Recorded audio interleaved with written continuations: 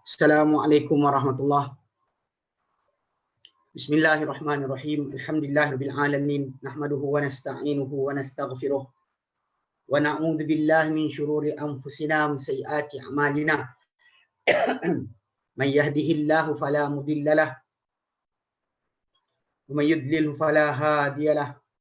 Asyhadu an la ilaha illallah wa asyhadu anna Muhammadan abduhu wa rasuluh. Allahumma salli ala Muhammad wa ala ali Muhammad kama sallaita ala Ibrahim wa ala ali Ibrahim wa barik ala Muhammad wa ala ali Muhammad kama barakta ala Ibrahim wa ala ali Ibrahim fil alamin innaka Hamidum Majid. Rabbi shrah li sadri wa yassir li amri wahlul 'uqdatam min lisani yafqahu qawli, amma ba'd. Alhamdulillah, kita bersyukur kepada Allah Taala kepada kita berkumpul lagi. Sekali kalinya dalam Facebook Live dan juga aplikasi Zoom online mana kita insya-Allah pada malam ni kita akan cuba mengisi masa kosong ruang yang terbuka dengan teknologi yang kita ada zaman sekarang untuk mengisi ruang agar masa kita tidak terluang sia-sia. Banyak orang mendengar dekat televisyen, dekat internet, yang buat mentah bukan pun ada. Jadi kita insya-Allah cubalah nak mendapatkan keberkatan daripada Allah SWT walaupun dengan cara kaedah yang tak serupa zaman dahulu. Dahulu kita kata macam sebelum kita ada PKP ni, kita datang hadir ke majlis ilmu, berkumpul di masjid, di surau. Tapi sekarang ni kita terpaksa ikut keadaan yang berlaku, so kita buat online. So jadi insya-Allah kita akan isikan masa ni dan semoga Allah berikan kita kebaikan dan juga keberkatan sebagaimana kita hadir majlis ilmu betul-betul dalam keadaan yang mana hadir secara fizikal. Baik.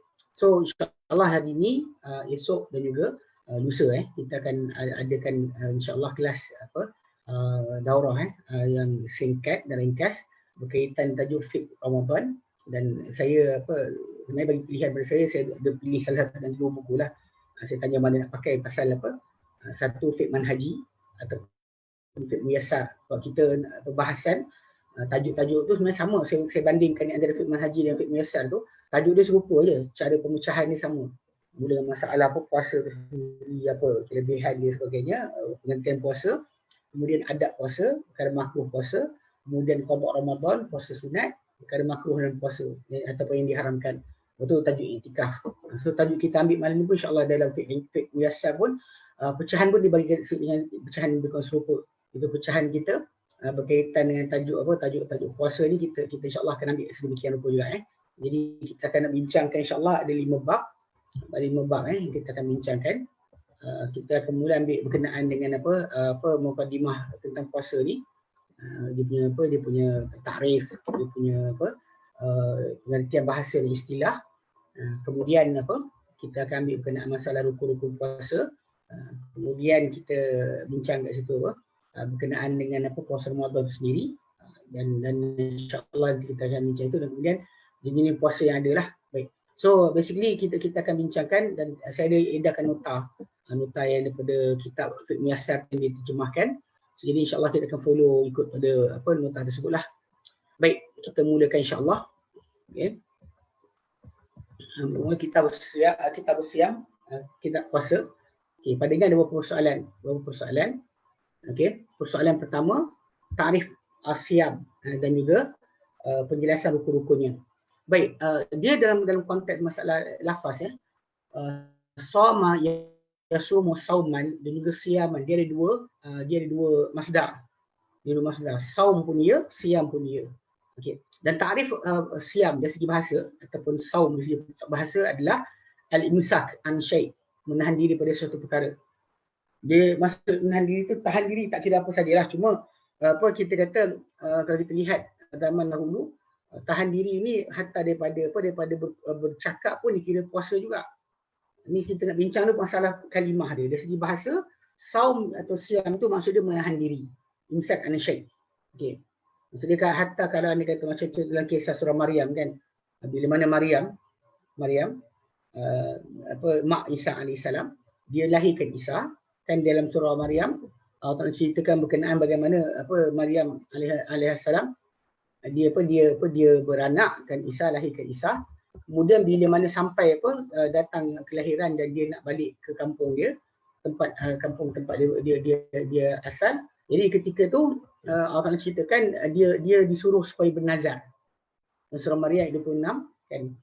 Dia kata wa imma tarayna syari ahadan faquli inni nadartu lirrahmani sawma falan ukallimal yawma insiya. Dia kata kalau kau lihat pada hadis sesiapa manusia, maka katakanlah pada orang berkenaan, aku telah bernazar pada Tuhan penyayang satu kuasa, maka aku tak akan bercakap pada hari ini seorang manusia pun. Manusia aku kan bercakap dengannya. So, jadi memang dia berpuasa dengan tak bercakap. Ini dari segi masalah ta'rif ni, memang kita kata dari segi masalah asal, memang itu adalah benar. Jadi kita faham bahawa itu adalah benar. Sebab pengertian tidak bercakap, menahan diri itu daripada hatta bercakap pun dikatakan puasa. Juga puasa Cuma lepas daripada kita tahu ta'rif Islam lainlah. Pasal dalam Islam berlapar, tidak mahu makan tidak mahu bercakap tadi tidak dikira puasa yang syar'i. Tidak mahu bercakap tidak dikira puasa syar'i Sebab puasa yang dalam syarak Islam, yang syariat Islam hanyalah dengan itu baru kita masuk pada takrif istilah Bila takrif istilah bagi puasa syarak adalah menahan diri daripada makan dan minum serta perkara-perkara yang membatalkan puasa dengan niat bermula terbit fajar shadiq sehingga terbenam matahari.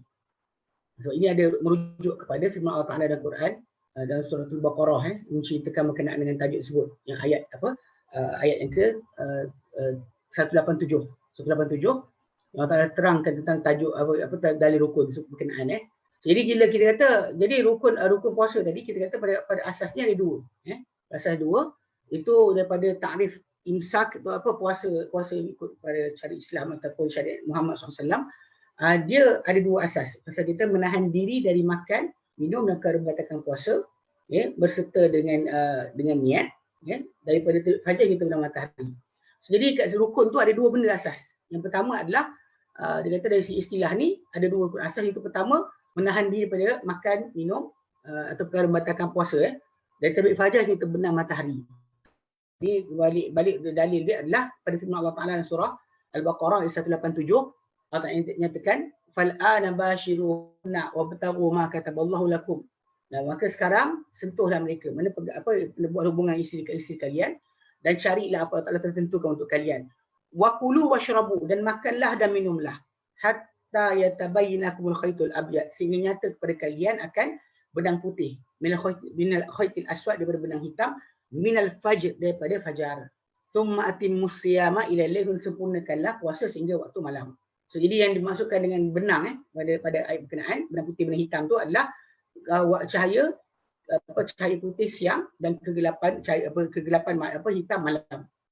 Kegelapan hitam malam. Mana yang kita katakan kalau dekat fajar garisan fajar tu ketika mana di ufuk sebelum daripada matahari fajar shadiq datang, atas terang, bawah ufuk tu gelap. Kemudian bila mana terbalik, bila mana datang fajar shadiq, kawasan di ufuk tu akan ada garisan atau cahaya memanjang dan juga atasnya gelap.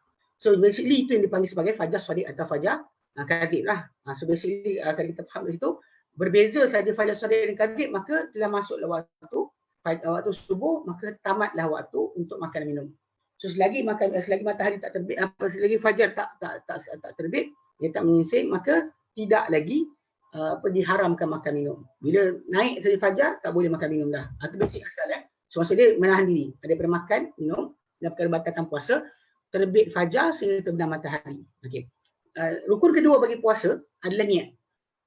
Maksud dia dengan seorang yang berpuasa itu berniat dengan perbuatan dia menahan diri itu, perkara batalkan puasa itu, makan dan segala perkara batalkan puasa sebagai ibadat kepada Allah Azza wa Jalla.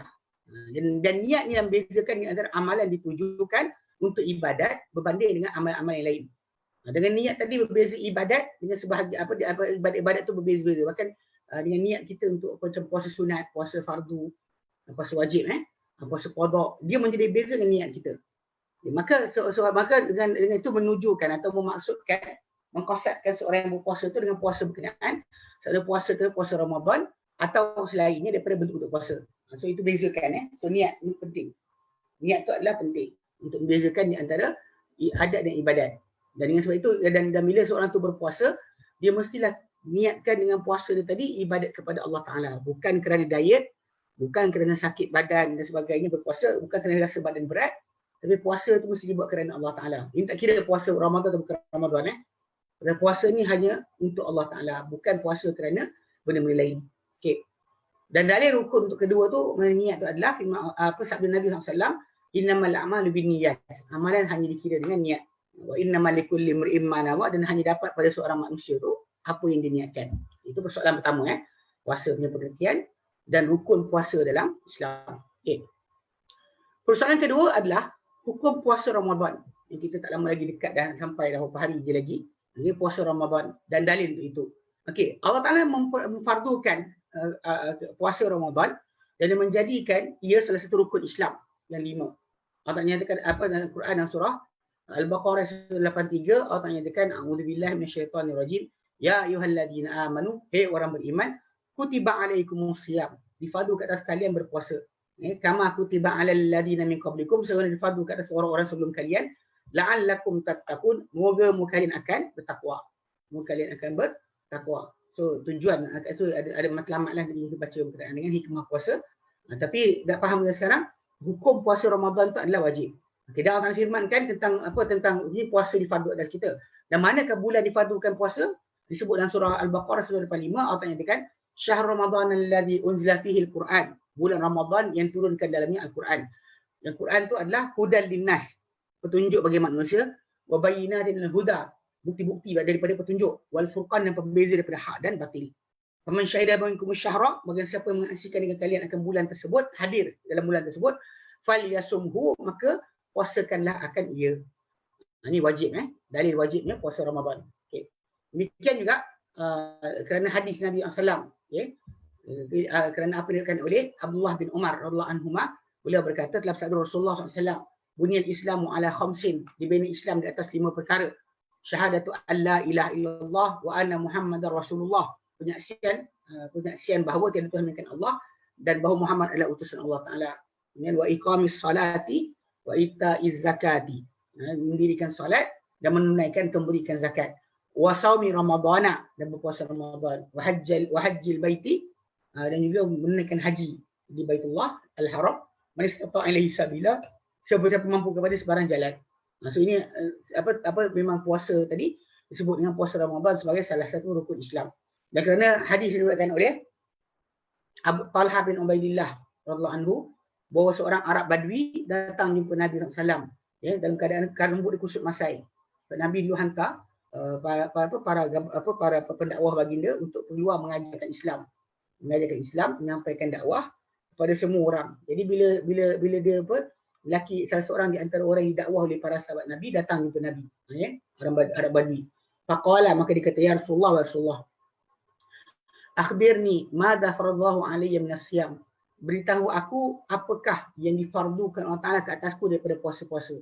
Ada puasa yang ada, apakah puasa akan fardukan? Qala, baginda bersabda, syahrul ramadan, bulan Ramadan. Qala hal alayya ghairuh, adakah ke atasku selain daripada puasa Ramadan? Qala la illa an tatawwa'a syai'a, tidak ada kecuali engkau sukarela sesuatu. Engkau puasa secara sukarela lain, tajuk lain, tapi fardu hanya puasa Ramadan. Ini hadis Nabi SAW. Okay. Dan telah ijma' umat ini ke atas wajibnya puasa Ramadan, dan bahawa dia adalah salah satu rukun Islam yang diketahui daripada agama dengan kemestian. Dan barang siapa mengingkari akan puasa Ramadan, dia telah kafir murtad daripada Islam. Dan siapa tolak puasa Ramadan, maka dia telah kafir keluar daripada agama. Dan bahkan disuruh dia dipanggil oleh kerajaan, disuruh bertaubat, tak nak taubat maka dibunuh. Akan dibunuh, pembunuh. Disuruh bertaubat dan juga disuruh berhenti daripada mengingkari. Ini adalah perkara yang sudah diketahui daripada Islam. Macam mana Quran lah. Quran itu sendiri datang beritahu dan ijma' memang puasa Ramadan adalah wajib. Maka kita kata banyak kumpulan-kumpulan sesat dekat dunia ni, dia orang mengakui akan puasa Ramadan. Kata ada macam satu video saya tengok tu, video tentang seorang dipanggil the Israel Dervish. Orang Yahudi atau dia Israel lah, dia tinggal di Israel tu. Itu payah kita sebut Israel. Israel tu nama Nabi Yaqub. Israel. Maksud dia bangsa Bani Israel. Zaman kita sekarang ni, dia apa, nama dia Jimmy Cohen kan nama dia. So dia masuk tarikat yang jadi Arumi pusing-pusing tu. Diorang tak buat solat tak ada. Pusing-pusing badan, duduk dengar syair. Tapi dalam masa sama sibuk puasa. Puasa sibuk. Puasa pun sibuk. Itu pelik kan. Itu kita kata kenapa dalam konteks ni masalah puasa ni, kita kata boleh dikatakan ijma'. Tak ada siapa-siapa yang mengingkari akan puasa. Tapi buat solat adalah datang tiba-tiba orang gila tinggalkan solat. Tapi buat puasa, dengan keseluruhan ikut puasa. Tapi siapa yang ingkari puasa maka dia adalah murtad, keluar agama. Maka dia kata, dan maka sampai dengan itu, dengan kita baca Quran surah Al-Baqarah tadi 183, 85, kemudian hadis Nabi SAW tentang bunyian Islam al-Khamsin, demikian juga hadis yang hadis tentang seorang Arab Badui tanya Nabi SAW tentang apa yang wajib atas dia daripada puasa. Nabi sebut Ramadan.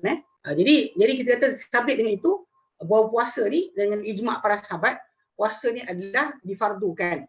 Dengan itu kefarduan puasa ni sabit telah tetap dengan kitab, sunnah dan ijma'. Dan juga ijma' semua umat Islam di atas kekufuran siapa mengingkari puasa Ramadan. Okey, baik. Okey, persoalan ketiga. Bentuk-bentuk puasa. Okey, puasa ni sebenarnya ada dua bentuk. Puasa ada dua bentuk. Satu puasa daripada puasa wajib, satu lagi puasa yang tatawuk, sukarela. So kita insya-Allah akan bincang dulu pertama puasa yang wajib dahulu. Okay. Yang puasa yang wajib kita bagi pada tiga bentuk. Puasa Ramadan, puasa kafarah dan puasa nazar. Puasa Ramadan, puasa kafarah, puasa nazar. Ini dipanggil puasa yang wajib. Puasa yang wajib yang mana kita kata beza puasa wajib dan puasa sunat. Ini puasa yang wajib ni tak boleh dibatalkan oleh seorang dengan suka hati. Macam kita kalau kita puasa mengqada salah satu dan tiga tadi sebab tu kena empat kita tambahkan. Mengqada puasa yang fardu juga adalah puasa wajib juga adalah wajib. So jadi dalam puasa wajib ni tak boleh buka puasa suka hati. Kalau puasa sunat kita boleh buka puasa suka hati lah. Macam kawan kita ajak makan semua kita berhenti puasa, buka puasa. Tapi kalau kita nazar tak boleh buka puasa. Kalau kita puasa fardu Ramadan tak boleh buka puasa. Qada pun tak boleh buka tadi. Yang puasa nazar pun tak boleh dibatalkan sesuka hati. Kecuali orang tu batalkan nazar dia. Dibatalkan nazar dia, maka baru dia boleh berhenti daripada berpuasa. Jika tidak, dia masih kekal puasa yang nazar tadi dia mesti ditunaikan, dia adalah wajib. Dan juga perbincangan kita di sini akan tertumpu pada puasa Ramadan dan juga puasa sunat. Adapun yang baki-baki puasa kafarah. Kafarah ni ada kafarah sumpah, kafarah bagi membunuh orang. Itu ada tajuk lain lah, insya-Allah nanti kita bincangkan. Ada masa. Tapi yang kita akan tumpu sekarang ni, puasa nazar pun kita bincang kat sini. Dia akan masuk dalam bab sumpah. Dalam bab sumpah, bab aksam, bab sumpah dan juga nazar ni dia akan masuk sekaligus. So dekat situ akan bincang berkenaan puasa yang berbentuk nazar. Okey. Adapun puasa kita bincang hari ini insya-Allah berkenaan puasa Ramadan. Puasa Ramadan dan juga kita sempat nanti masuk pada puasa sunat kalau kita sempat. Kita habiskan dulu puasa Ramadan dulu. Okay, ada pun bagi bentuk tersebut akan datang pada tempat insya-Allah. Okay, persoalan keempat. Okay, kelebihan puasa bulan Ramadan dan hikmah daripada pensyariatan puasa tersebut. Okay, puasa Ramadan. Apa sebenarnya hikmah? Okay, kita kena ingat tajuk asal kita bincang tajuk hikmah ni, dia sebenarnya bukan tujuan kita. Balik pada asal saya sebut tadi berkenaan niat. Puasa mesti dibuat kerana Allah Ta'ala. Tidak boleh dibuat puasa kerana selain Allah Ta'ala. Puasa diet tak ada. Puasa kurus badan tak ada, puasa kerana nak sihat pun tak ada. Itu adalah benda bonus yang seorang tu dapat jika kalau anda kata dia berpuasa, badan dia susut, itu tajuk lain. Badan dia sihat, itu tajuk lain. Bahkan hadis datang, sumu tasyihu tu adalah hadis yang tidak sahih. Sumu tasyihu, puasalah kamu akan sihat, itu bukan hadis yang sahih. Untuk jadikan hujah bagi amalan. Okay? So pasal tu konsep puasa ni dia mesti kerana Allah Ta'ala saja, bukan kerana lain. Okay, jadi baik, kita bincangkan insya-Allah kelebihan puasa Ramadan, hikmah pensyariatan puasa Ramadan. Yang pertama, kelebihan puasa Ramadan. Daripada Abu Hurairah radhiyallahu anhu, bahawa daripada Nabi SAW, Nabi SAW bersabda, "Man qama lailatul qadri imanan wa ihtisaban, ghufira lahu ma taqaddama min dhanbihi." Siapa yang qiyam malam qadar kena beriman dan mengharap ganjaran Allah Taala, diampunkan untuknya apa telah lalu daripada dosa-dosanya. Man shama Ramadan, dan barang siapa puasa Ramadan imanan wa ihtisaban, kena beriman dan mengharapkan ganjaran Allah Taala, ghufira lahu ma taqaddama min dhanbi, diampunkan apa telah lalu daripada dosa-dosanya. So, ini di antara kelebihan pertama, puasa Ramadan kita ni adalah untuk penghapusan dosa bagi setahun. Ini yang kita kata datang dan juga disebut dalam hadis yang lain daripada Abu Hurairah anhu juga, bahawa Nabi SAW telah bersabda, as-salatul khams, solat 5 waktu sehari semalam, wal Jumaat ke Jumaat seminggu sekali. Ini setiap hari. 5 kali sehari. Kemudian seminggu sekali itu Jumaat. Wa Ramadan ke Ramadan, 3 keadaan tadi. 1 sehari semalam, kedua seminggu sekali, satu lagi setahun sekali. Okey, mukaffiratul lima bainahum, adalah penghapus dosa, perkara-perkara penghapus dosa bagi apa di antaranya. Maksudnya lepas solat subuh, kalau orang tu dia solat subuh tu akan zuhur akan bersihkan antara subuh dan zuhur. Kalau dia solat asar, apa di antara asar dengan zuhur tu akan dibersihkan oleh asar. Macam tu sama maghrib. Itu kalau sehari sekali, sehari 5 kali. Kemudian kita ada seminggu Jumaat. Nah hari ni lepas sebelum maghrib tadi, Jumaat seminggu sekali, ada penghapus dosa bagi seminggu. Kemudian kalau tak cukup, kita ada pembersihan setahun sekali. Okey. Tapi apa? Idza batil kabair, bila jauhi akan dosa-dosa besar. Kalau saya dosa besar, pasal ni yang difahamkan bahawa puasa ada penghapusan dosa, macam dalam sebut tentang puasa qiyam Ramadan, qiyam malam qadar, penghapusan dosa. Tapi syarat dia adalah untuk apa? Dosa-dosa kecil.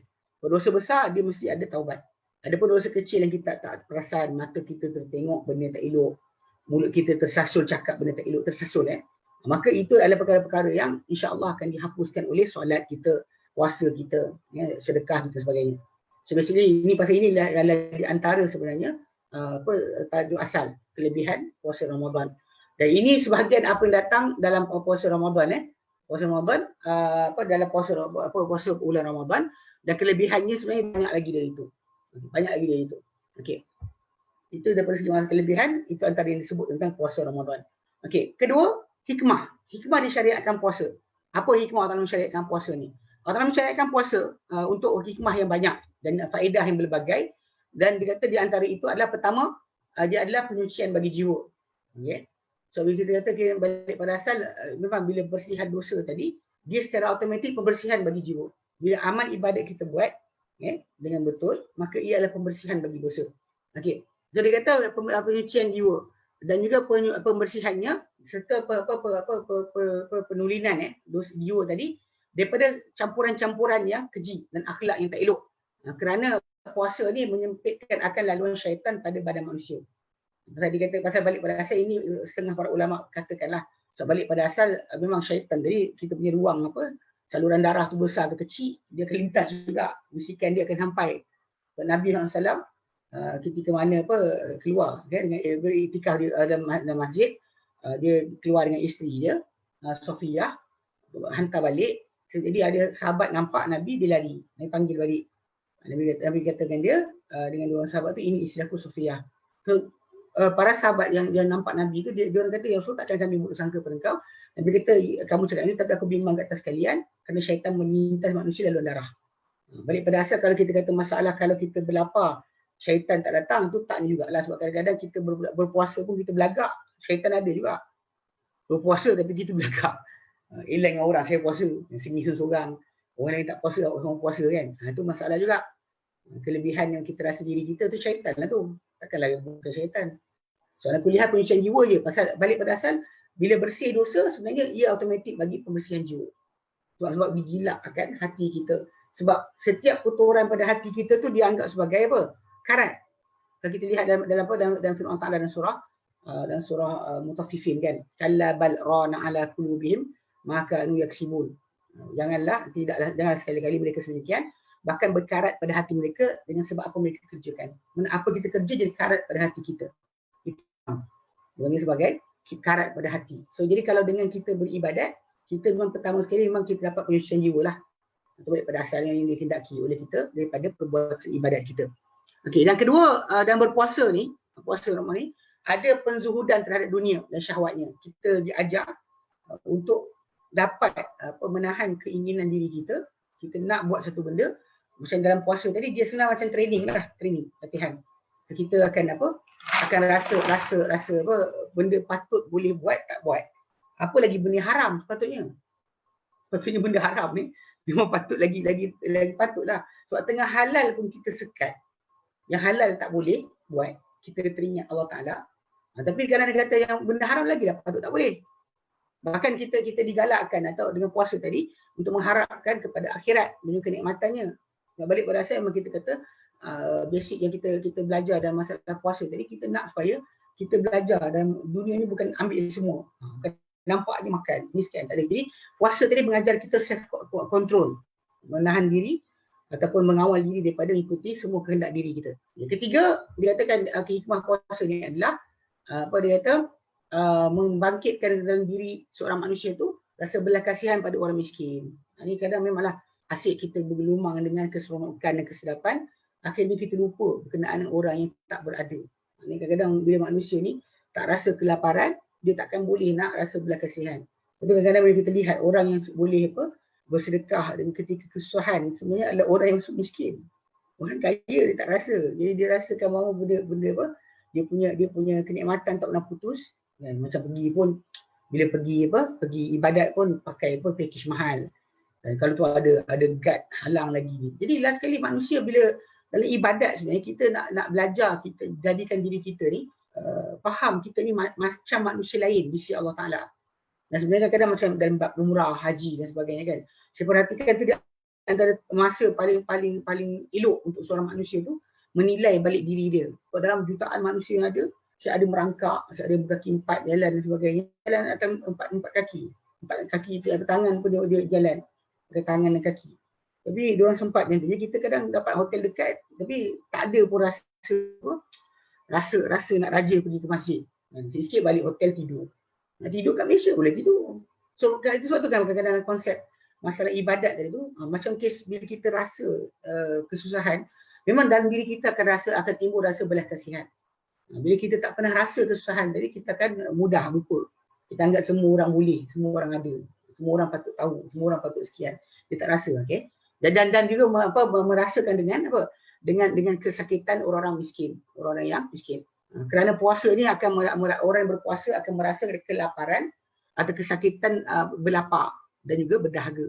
Mereka rasa letih sangat kerana berlapar dahaga. Maka sepatutnya memang ada dalam diri dia rasa belas kasihan pada orang yang miskin. Sepatutnya macam tu. Tapi yang kita tak tulis kat situ adalah sebenarnya kalau kita perhatikan asas pertama difardukan puasa tu adalah agar kita bertakwa. Kalau kita nak rasa muraqabah Allah Ta'ala ke atas diri kita. Mana kita rasa bila kita berlapar tu, sebenarnya kalau kita tipu tak ada siapa tahu. Kita tak makan, kita makan lah kat tempat lain pun, ataupun kita balik rumah pasang pipe mandi tu dengan mulut telan sikit air, tak ada siapa tahu. Akak-akak kat rumah kalau sekiranya makan lauk sahur lebih, tak berpuasa soal tak tahu. Tapi kita tak buat sebab apa? Sebab kita akan batal puasa. Soalan siapa yang tahu? Yang tahu Allah Ta'ala. Kita tak ada siapa yang tahu kecuali Allah. Sebab tu didikan ini sangat penting. Untuk penyucian jiwa kita itu sangat penting. Kena kesedaran. Kenapa tak makan? Kerana Allah Ta'ala. Dan ini kena ajar pada anak-anak kita. Kenapa tak buka puasa? Sebab Allah Ta'ala nampak. Allah tahu, Allah dengar. Bukannya kita sibuk dengan orang punya kata-kata. Baik. Banyak lagi lah dikata hikmah yang amat kuat dan faedah yang berbilang yang menunjukkan kepada bahawa puasa ni amat penting bagi diri kita. Kita perlu ibadat. Allah tak perlu ibadat kita, tapi kita perlu pada ibadat tersebut bagi menjaga kedudukan kita di sisi Allah Ta'ala. Kita kena berpuasa. Okay, baik. Persoalan kelima, syarat-syarat wajib puasa Ramadan. Okay, bila kita nak puasa Ramadan ni, kita kena ada syarat wajib. Maksud syarat wajib tu adalah syarat yang menjadikan seorang tu wajib puasa. Itu maksud dia, syarat-syarat menjadikan seorang tu wajib puasa. Maksud dia, Okey, persoalan kelima, syarat-syarat wajib puasa Ramadan. Okay, wajib puasa Ramadan ke atas siapa-siapa yang cukup padanya syarat-syarat berikut. Siapa ada syarat berikut ni, maka dia wajib berpuasa. Pertama, Islam. Maka tak wajib dan tak sah puasa daripada seorang kafir. Zaman kita kan adalah kadang sebelum masuk Islam ke, orang tu belum Islam lagi, dia cuba berlatih puasa kan. Nah, kadang benda ni pasal kita tak makan kan, banyak orang dia rasakan benda ni mudah pasal dalam Hindu pun ada, dalam Buddha pun ada. Jadi banyak orang suka tiru macam ni. Tapi kita kata balik pada asal, tak wajib dan tak sah puasa yang kita buat ni kecuali daripada seorang Muslim saja. Orang kafir tak wajib. Kerana puasa ni adalah ibadat. Dan ibadat tidak sah daripada seorang yang kafir. Dan bila dia masuk Islam, tidak pula dia wajib untuk qada apa terlepas. Ini kena faham juga, walaupun ada para ulama menyatakan bahawa walaupun dalam keadaan kafir sekalipun, dia telah pun wajib ke atas dia arahan agama. Sebab ada di antara ahli neraka di hari akhirat nanti mengadukan bila ditanya kenapa masuk neraka, dia kata kami tak pernah jadi orang yang solat. So jadi seolah-olah macam memang dihukum mereka sekali dengan cabang-cabang arahan agama. Walaupun mereka pada asas pokok tak Islam, mereka kena hukum hari akhirat nanti dengan kerana tak Islam dan kerana melanggar, tidak mematuhi perintah agama. Tapi dalam masa sama kena ingat bahawa kalau orang bukan Islam tu masuk Islam, maka segala apa ketinggalan dia yang dia tinggal puasa dan sebagainya tidak dituntut ke atas dirinya. Tak disuruh ulang balik. Maka yang dianggap tidak ada sebuah kewajipan. Sebab memang keislaman dia tadi sebenarnya adalah menghapuskan apa dosa sebelum tu. Nabi kata dalam hadis yang sahih, al-Islam yajubu ma qablah. Islam ni menutup apa yang sebelumnya. Kerana apa yang sebelum Islam ditutup oleh Islam. So kalau orang tu baru masuk Islam, maka dia macam budak baru lahir. Macam anak baru lahir. Yang kedua, syarat wajib berpuasa ni adalah syarat wajib seorang tu kena berpuasa adalah apabila dia balik. Maka tak wajib puasa daripada siapa yang tak balik, tak mencapai had taklif. Sebab had taklif ataupun batasan taklif ni dia ada dua sebenarnya. Yang bawah nanti kejap lagi, satu lagi. Itu had taklif tu adalah balik berakal. So balik ni mesti adalah syarat.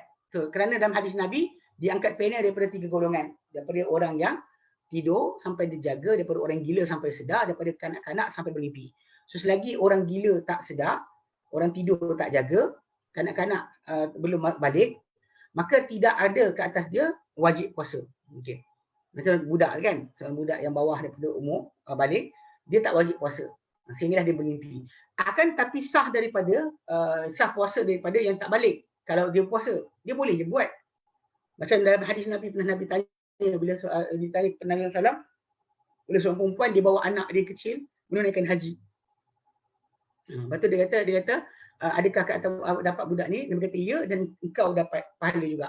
Nabi bagi dua gandaan kepada wanita tersebut. Mana dia pun dapat pahala sebab bawa anak dia menunaikan ibadat. So dalam konsep itu memang ibadat tu dikira. Tak ada salah. Okey, daripada orang yang tak balik untuk berpuasa, ya. Dan apabila kalau syarat kita kata dia memayizlah. Tahu arahan dan sebagainya. Tahu boleh beza baik dan buruk. Kita duduk, bangun, dia faham. So bila budak tu macam tu keadaan dia memayis, dan biasa memayis ni umur 7 tahun. So dibenarkan dia disuruh untuk berpuasa. Dan harus untuk wali amr, pengurus urusan budak tersebut untuk memerintahkan dia puasa. Supaya dia membiasakan berpuasa dan juga dia elok dia ada hubungan mesra dengan berpuasa.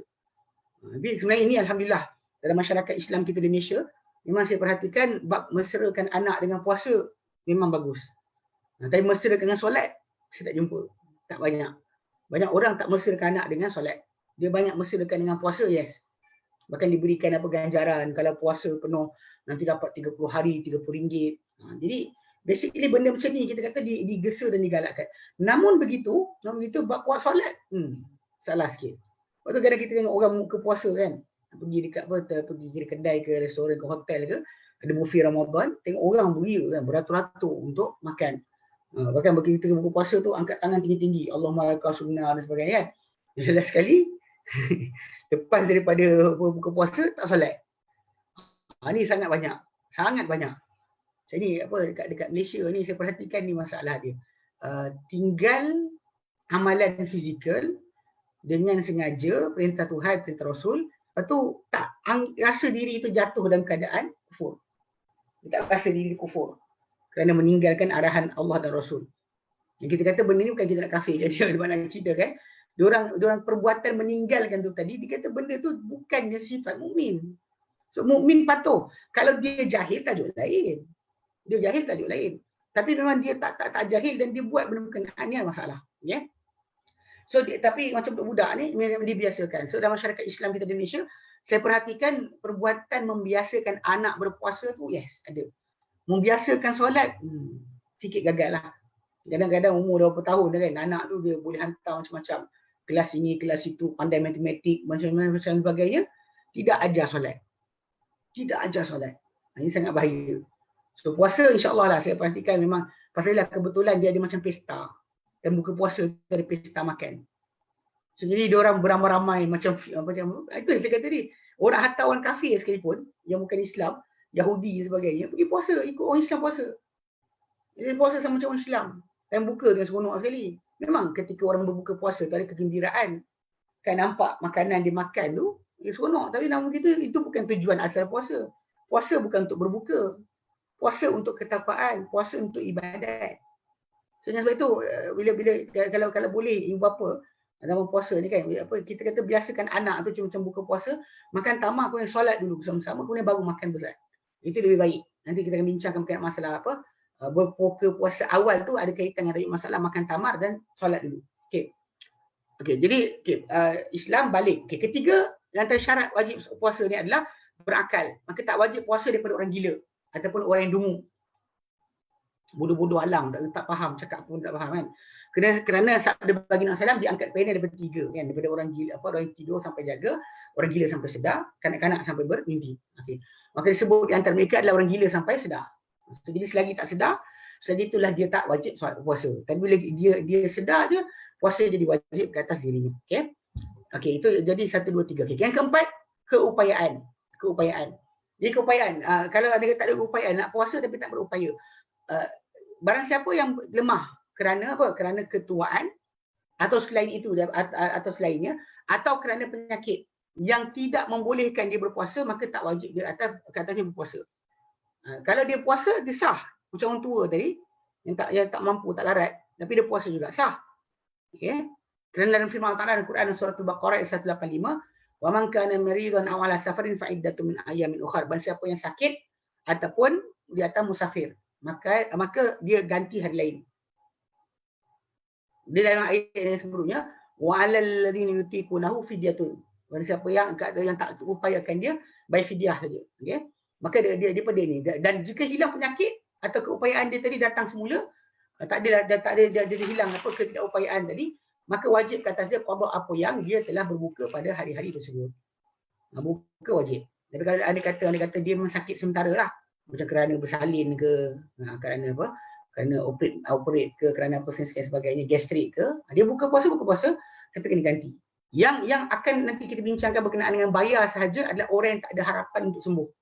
Siapa yang sakit tak ada harapan untuk sembuh, maka orang itu saja yang kita kata bayar saja sehari 600 gram. Yang tak boleh, dia tua sangat. Kalau dia puasa dia akan mati. Dan dia bayar siap-siap. 30 hari siap boleh bayar. 18 kilo. Terus bayar untuk makan makanan. Baik. Okay, yang kelima, syarat wajib juga adalah al-iqamah, itu apa?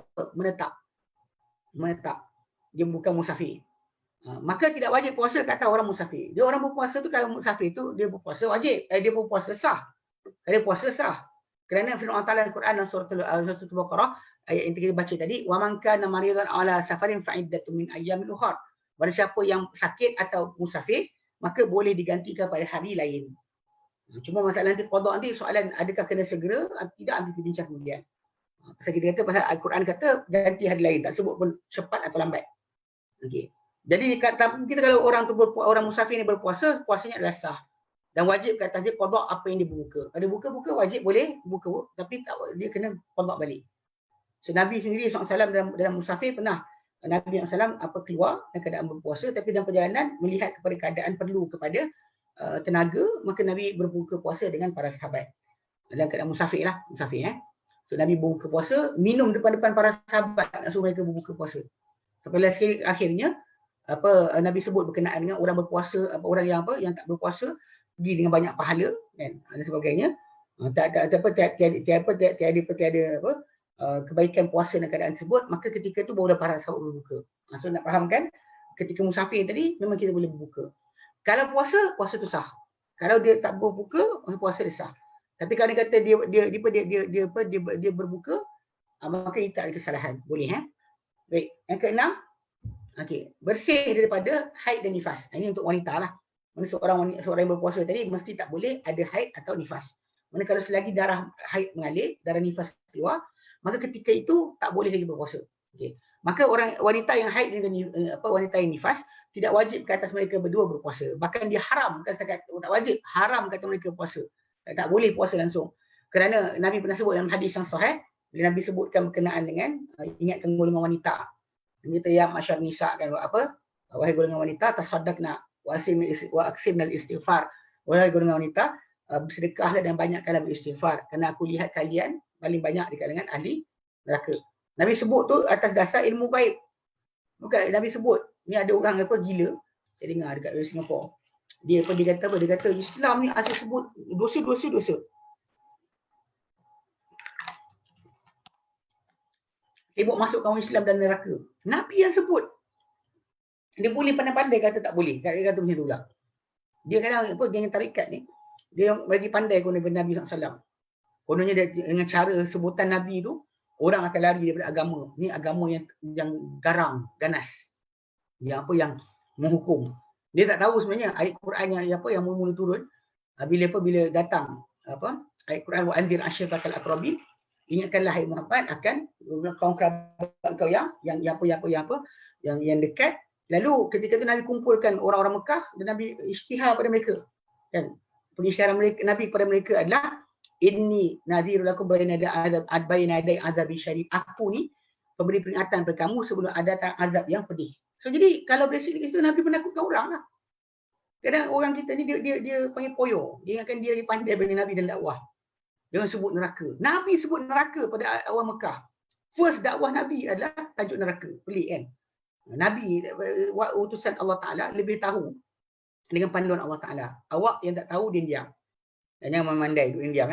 Ini sesat ni masalah. Dalam sesat cakap pula kan.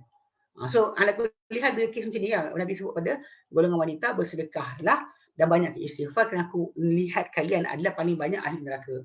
Lalu seorang sahabat tu, seorang wanita yang pipi dia kemerah-merahan, dia kata kepada Nabi SAW, kenapa golongan wanita ni paling banyak ahli neraka? Nabi kata, takfurnal ashir. Takfurnal li'an. Kalian banyak melaknat dan kalian sering ingkar akan layanan daripada suami lah biasa ni. Isteri biasa malas layan suami kan. Suami kan dia tak ada mood lah apa sebagainya kan. Dia lupa sebenarnya tanggungjawab dia apa. Dia lupa sebenarnya untuk apa perkahwinan tersebut dibuat. Bukan untuk tengok televisyen, bukan untuk apa jalan-jalan, pegantangan, tak. Yang antara benda pertama adalah hubungan seksual. Jadi kalau yang kata dia ingkar layan suami itu adalah benda paling besar. Yang peliknya banyak perempuan zaman sekarang ni konon ikutkan sistem kufur dan sebagainya. Dia boleh kata itu hak I tak nak bagi, I sekian. Last sekali itu Nabi kata banyak dengan wanita ni sebenarnya itu masalah besar dia. Jadi Nabi kata banyak melaknat dan sering ingkar akan layanan kan. Dan aku tak jumpa pada yang paling banyak menyesatkan atau merosakkan pada yang mempunyai akal berbanding kalian. Yang kurang agama, kurang akal berbanding kalian. Lepas tu bila wanita tanya apa pasal kurang agama, apa tu Nabi katalah, bukankah apabila seorang wanita tu haid, dia tak solat dan tak puasa, itulah kekurangan agama dia. Nabi terangkan berkenaan dengan tajuk agama dia, ada urusan agama dia kurang. Ini bukan maksud penghinaan. Ini nak ceritakan kelemahan yang berlaku pada wanita tadi. Ketika waktu itulah kadang memang kita kata dari segi dia punya hormon dan sebagainya, time itulah dia akan jadi bukan-bukan. Terutama yang tak beramal dengan membaca azkar sabah dan masak. Ini sangat teruk. Dan tapi itu wanita yang tak boleh puasa ni, dia wajib pula qada. Okey, kenapa wajib qada? Dia kata kerana kata-kata Aisyah Al-Anha dia ceritakan balik bila seorang perempuan tanya dengan dia, kenapa golongan wanita ni dia qada puasa, tak qada solat. So Aisyah Al-Anha tanya perempuan tu, kau ni haruriyah ke, golongan khawarij ke? Lepas tu dia kata tak, aku nak tahu. Lepas tu Nabi kata apa? Aisyah kata kana yusibuna dzalika, dulu kena pada kami itu, mana datang haid pada kami kena haid pada zaman Nabi dahulu dia, kami diperintahkan untuk qada puasa, kami tak diperintah untuk qada solat. Diperintah qada puasa, tak diperintah qada solat. So itu memang turun temurun daripada ajaran Nabi SAW. So puasa wanita kena qada. Jadi antara qada ni yang pasti bila wanita sebut, bila katakan hari ni dia puasa, tiba-tiba tengah hari dia haid, maka hari tu dia kira dah kena qada. Nanti bila dia bersih nanti, itu antara hari dia kena kira sebagai hari-hari yang dia tertinggal akan puasa. Okay, baik. Persoalan ke-6. Persoalan ke-6, bagaimanakah disabitkan akan ditetapkan akan masuknya bulan Ramadan dan tamat bulan Ramadan. Ini mungkin 2-3 hari lepas dah keluar dah kan tajuk berkenaan tengok anak bulan di mana dan sebagainya. Ditentukan berpuasa tu atau berhenti berpuasa tu dengan tengok anak bulan. Cuma pagi tadi ada apa tersasul kot. Apa wartawan sebut tentang anak bulan Syawal. Dia sebut bulan Ramadan. Orang tengah sibuk nak Ramadan dulu. Dia tersebut Syawal. Entah dia sebut dua-dua sekali ke wallahu alam. Kadang orang potong separuh video pun dia juga. Jadi bila dia jadi tajuk dia adalah melihat Ramadan. Okey. Sabitnya masuk bulan Ramadan pasal Allah kata faman syahida minkum syahra falyasumhu. Barang siapa yang hadir kamu akan bulan Ramadan tu maka hendaklah dia berpuasa akannya. So bila mulanya Ramadan? Okey. Sabitnya masuk bulan Ramadan ni dengan melihat anak bulan. Anak bulan. So anak bulan ni sebenarnya ni masalah dia. Ya, ataupun disaksi penyaksian selain orang tersebut kepada melihatnya. Dia macam ni tau. Saya tunjuk. Okey ni kan. Ni sekarang ni nak menuju ke akhir bulan. Okey, nanti. Okey.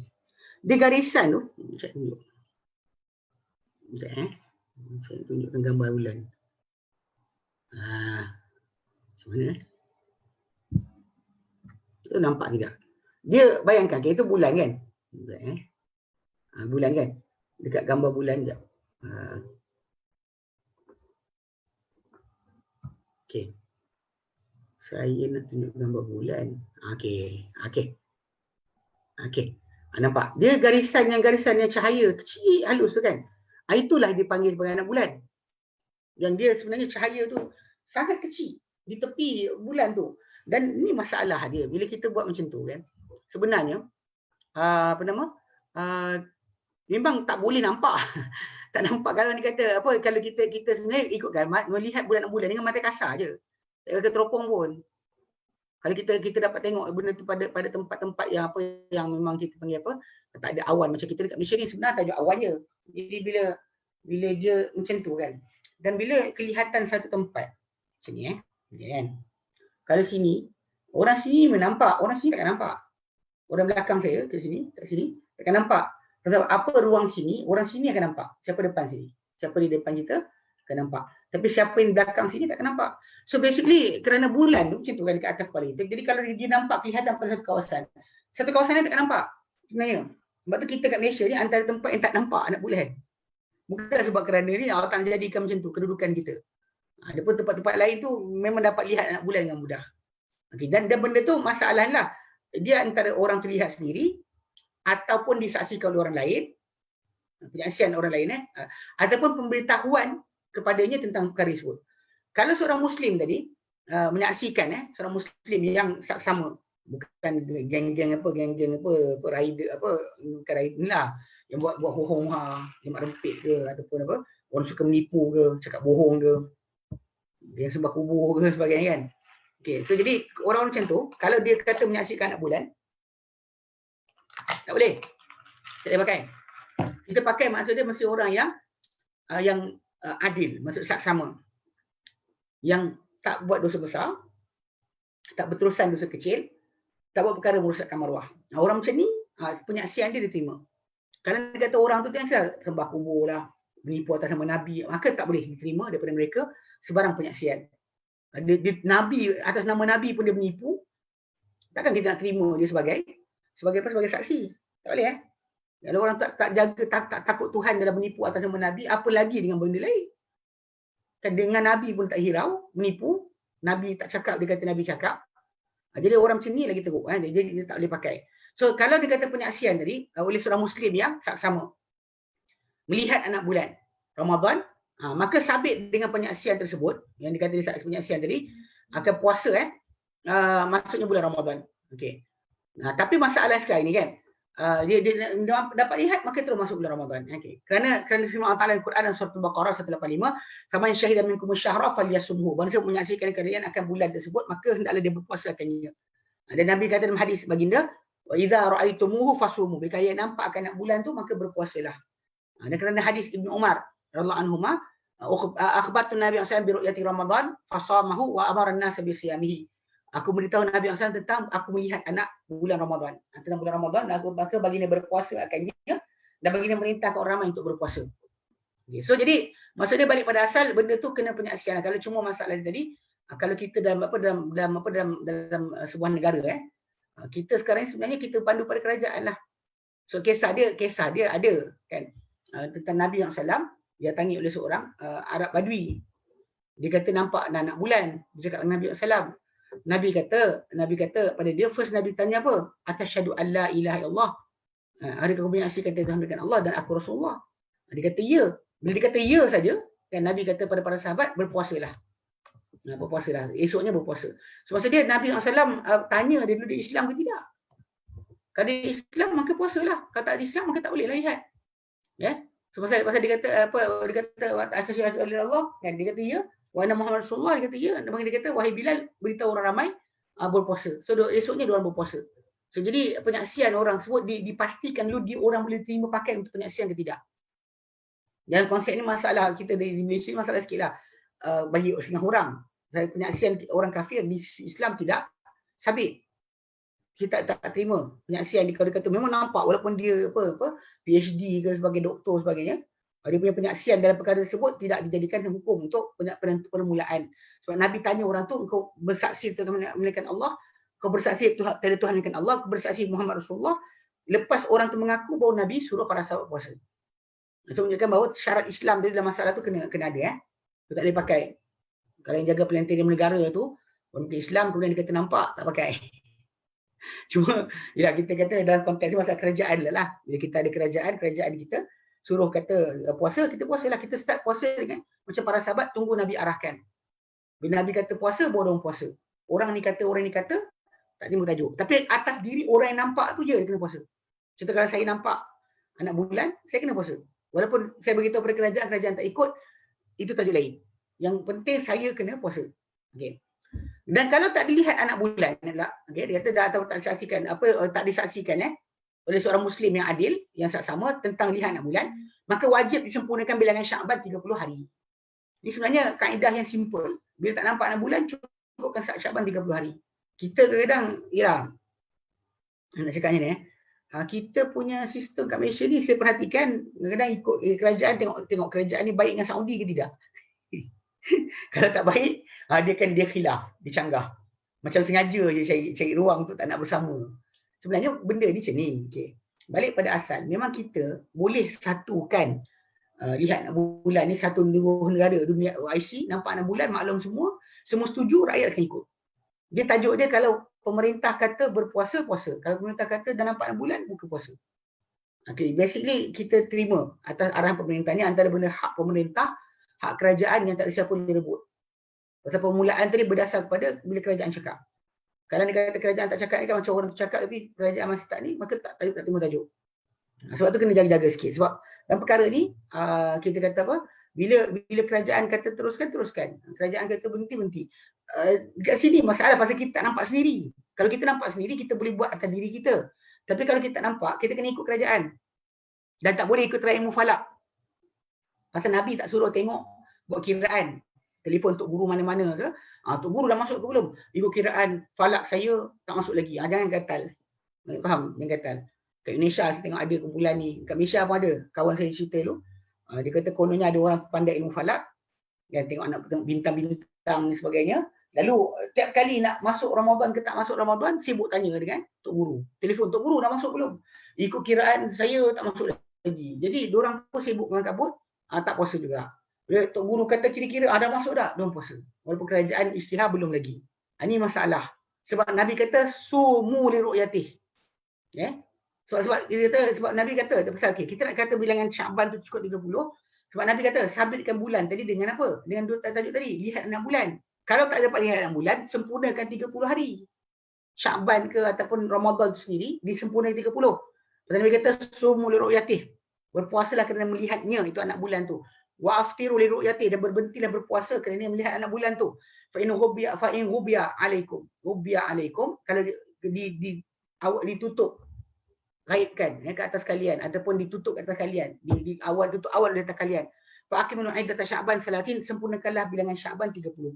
Sebab sebenarnya dalam Islam bilangan bulan tu sama ada 29 atau 30. Asyharu hakadha wa hakadha wa hakadha. Kadang-kadang 29, kadang-kadang 30.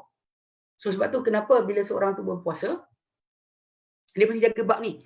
Jaga masalah tengok anak bulan, tak dapat anak bulan maka cukupkan 30. Bahkan Dr. Abdul Zaidan rahimahullah, dia pernah sebutkan tentang perkara ni. Dia kata sebenarnya tak perlukan kepada kiraan falak pun. Mana kalau dia kata awan dah tutup, kita tengok dengan mata kasar tak nampak. Kita ikut hadis Nabi, kita punya penyelesaian lah. Cukupkan bilangan 30. Nanti ada orang kata, tapi entah belakang tu dah ada. Kita tak bincang masalah tu. Sebab Nabi sebut dah. Nabi kata, kalau ditutup ke atas kamu, mana tak nampak anak bulan tu, maka sempurnakanlah jumlah hari itu kepada 30. Dan baru yang panggil hari syak. Yang tak boleh berpuasa kecuali orang yang dah berpuasa sebelumnya. Ya.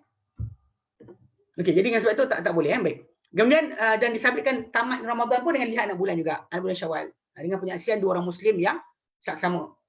Okay, jika tidak ada dua orang Muslim saksama, maka melihat anak bulan, maka wajib disempurnakan bilangan Ramadan tadi 30. Sebab kita tak boleh menghentikan ibadat tadi dengan ni. Permulaan tak apa. Penambahan tak boleh. Kena dua orang saksikan kata nampak. Jika tidak, cukupkan 30. Okey. So tentang tajuk ni kan. Sebab tu kenapa dalam tajuk ni, kalau dia kata orang pergi, ada orang tanya saya, dia kata negeri dia pergi, dia datang dari negeri A. Pergi negeri B, dah buka puasa. Kalau bilangan hari dia berpuasa masih 29, dah cukup 29, mana hari dia pergi ke tempat orang tu, patutnya hari ke-30 dengan puasa, orang tu sana dah buka puasa. Dia boleh buka puasa. Tapi kalau sekiranya hari tu baru 28, dia pergi musafir sampai negara orang 29, baru 29 hari dia berpuasa, maka dia akan teruskan puasa. Dia tak boleh berbuka puasa. Sebab bulan dalam Islam ni 29 atau 30. 29 atau 30. Bukannya 28. 28 tak wujud. Tidak ada bulan 28. Okey. Okey, kemudian persoalan ketujuh, waktu niat berpuasa. Okey. Waktu niat berpuasa ni bila kita nak niatkan berpuasa. Wajib kata seorang berpuasa tadi meniatkan berpuasa puasa yang wajib ni Dan dia dah rukun macam apa disebut tadi rukun. Pasal kita ada rukun dalam masalah puasa. Pertama menahan diri daripada perkara yang membatalkan puasa. Daripada terbit fajar hingga terbenam matahari. Okey. Kedua ada niat. Kalau tak ada niat maka tak boleh. Sebab apa sabda Nabi SAW, innamal a'mal binniyat wa innamal likulli imri'in ma nawa. Hanyalah amalan-amalan dikira dengan niat dan untuk seorang tu apa yang diniatkan. Okey? Dan diniatkan puasa tadi mesti daripada malam. Malam tu maksudnya maghrib lah. Start maghrib sampailah subuh esok. Sentiasa malam ni boleh berniat ketika itu. Ini puasa wajib Dan puasa yang wajib mesti diniatkan dari malam. Seperti puasa Ramadan, puasa kafarah, puasa qada, puasa nazar, mesti. Kalau dia kata sebelum fajar sedikit pun tak ada masalah. Sekalipun sebelum fajar walau sedetik. Kerana sabda bagi Nabi sallallahu dalam hadis yang sahih yang kata apa? Malam yubayit siyamahu minal lail fala siyamalah. Bagi siapa tak menjadikan malam berpuasanya, mana dia tak niatkan pada waktu malam berpuasanya, puasa, maka sebelum fajar, maka tidak ada puasa baginya. Ini untuk puasa wajib. Cuma macam ada dalam nota kita tu, dia kata apa? Dia kata faman nawa sauman, dia sebut belakang, dia kata barang siapa yang niatkan setahun, dia kata barang siapa yang niatkan puasa pada siang hari, tak makan apa-apa, dia kata tak harus untuk dia puasa tadi kecuali puasa yang sunat saja. Dan boleh dia niat pada siang hari. Kerana jika dia tak makan apa-apa, sesuatu benda dia makan atau minum. Kerana hadis Aisyah anha, beliau berkata, telah masuk kepadaku, Nabi masuk rumah dia. Dia kata pada satu hari dan Nabi bersabda, hal indakum min syai', adakah kalian ada satu benda untuk makanan? Faqulna la, kami kata tak ada. Qala, maka dia bersabda fa inni idzan shaimun. Kalau sungguhnya aku jika begitu adalah berpuasa. Maka dia boleh berpuasa macam itu saja. Wa amma siyamul wajibi, adapun puasa wajib, fala yanaqib bi niyatin minan nahar. Maka tak terjadi puasa wajib tadi dengan niat pada waktu siang hari. Tak boleh tidak mesti niat pada waktu malam juga. Okay? Dan kat sini ada dia kata, dan memadai niat yang satu pada permulaan Ramadan untuk semua bulan. Ini sebenarnya dalam kitab fiqh manhaji dia kata tak boleh. Dalam fiqh manhaji dia kata sepatutnya memang puasa tu, pasal puasa bukan puasa tu adalah individually. Hari itu hari yang berlainan. Dia kena niat tiap-tiap malam. Tiap-tiap malam dia kena niat. Dia kena niat tiap-tiap malam. Bukan mesti lepas solat qiyam tu. Dia puasa tak payah. Lepas maghrib tu dah kita masuk je maghrib, kita dah niat lah kita nak puasa esok. kan, puasa Ramadan esok. Dia kena buat itu. Walaupun ada orang kata boleh niat sekali pada permulaan Ramadan untuk semua bulan. Tapi digalakkan untuk berpuasa pada setiap berniatkan untuk setiap hari. Tapi sebenarnya niat setiap hari itu yang betul. Itu sebab kenapa dalam konteks ni orang Malaysia sebenarnya bila yang niat puasa dekat surau tu, sebab kerana tajuk tadi lah, tajuk masalah panggil apa? Nakkan supaya puasa kita tu punya niat tu berlaku sejak malam. Sebenarnya lepas maghrib dah boleh. Dan tak perlu kita sebut nawaitu sama qadin tu. Dia kata Allah nak puasa esok Ramadan kerana kau. Dah sudahlah. Tak perlukan kepada demikian baik. Baik. Ada soalan? Kita nak masuk bab kedua. Dia tak panjang pun ni. Ada tak soalan? Setakat sampai apa? Bab puasa tu nak kita nak bincangkan sikit lepas ni berkenaan dengan tajuk apa keuzuran yang membolehkan berbuka puasa dan perkara-perkara yang membatalkan puasa. Ada tak soalan apa? Saya kat sini tak nampak sebenarnya. Tak nampak apa yang berlaku dekat Facebook. Okey. Kalau bilangan hari kita nak bayar puasa tadi kafarah 2 bulan bersamaan 60 hari. Sebaliknya,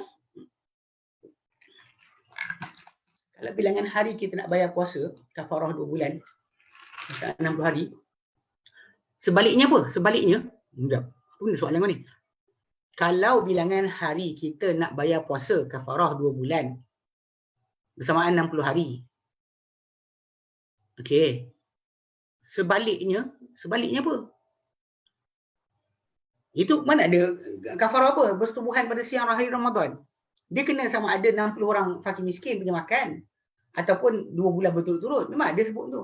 Dalam ayat dalam hadis Nabi dalam sahih Bukhari dan Muslim datang tentang kafarah bebas hamba atau puasa 2 bulan atau beri makan 60 orang fakir miskin. Apa pun dia masalah dia. Saya tak faham soalan tu. Kalau bilangan hari kita nak bayar puasa, apa? Sebaliknya, apa sebaliknya? Saya tak faham. Soalan tak faham. Ada soalan lain?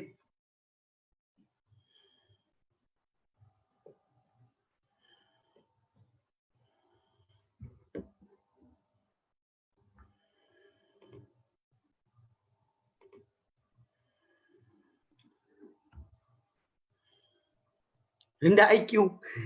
Rendah IQ yang ni, dungu lain. Dungu bodoh tu. Bodoh yang tak boleh diajar. Rendah IQ mana ada? Rendah IQ banyak orang rendah IQ. Kan? Rendah IQ tu pandai menipu. IQ rendah menipu pandai. Ada je. Bukan masalah IQ tu dikira.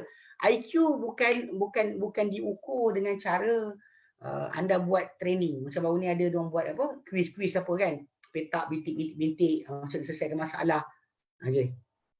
Okey, tak ada soalan dah. Okey, tak apa, kita sambung ya. Kita berhenti pukul apa ni? Masalah ni kan teruskan nanti masalah agak. Kita berhenti pukul apa?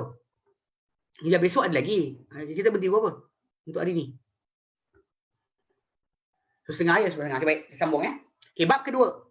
Bab kedua mengenai keuzuran yang membolehkan untuk berbuka puasa. Okay, serta perkara yang membatalkan puasa. Apa yang menjadikan seorang itu berbuka? Okay.